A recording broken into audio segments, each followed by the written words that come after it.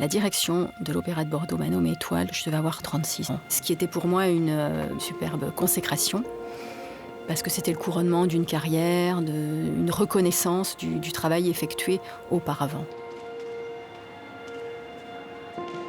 Une étoile, pour moi, c'est un danseur ou une danseuse qui est capable de raconter une histoire avec son corps, avec son âme. C'est une âme qui danse et qui sait transmettre des émotions à son public.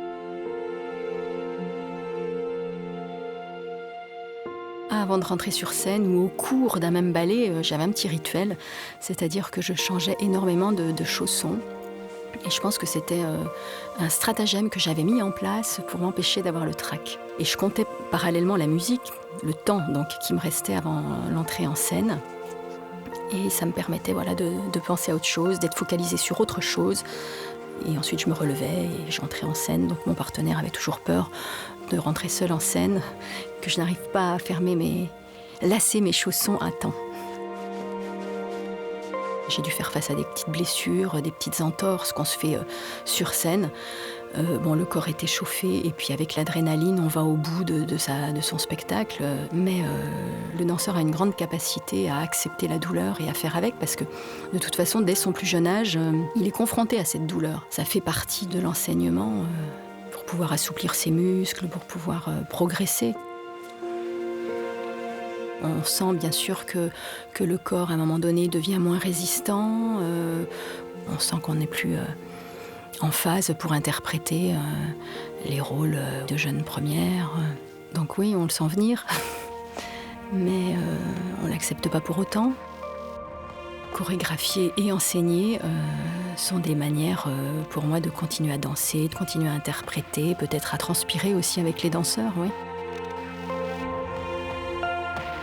Quand je chorégraphie, pour commencer en tout cas un travail chorégraphique, le choix de musique est très important pour les différents climats qu'il y aura après dans la chorégraphie, bien sûr. La mise en scène aussi, j'essaie de cadrer au maximum pour après à l'intérieur me donner beaucoup de liberté avec les danseurs. Enfin, moi j'aime bien me saisir de ce qui se passe, du moment présent et de le développer autrement, différemment, avec le danseur, avec sa sensibilité, avec ses capacités corporelles.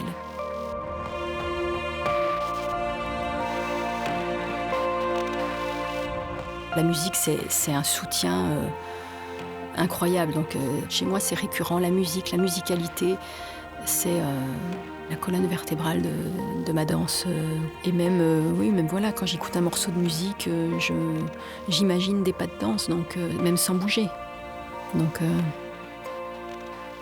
non, j'imagine pas une vie sans danser.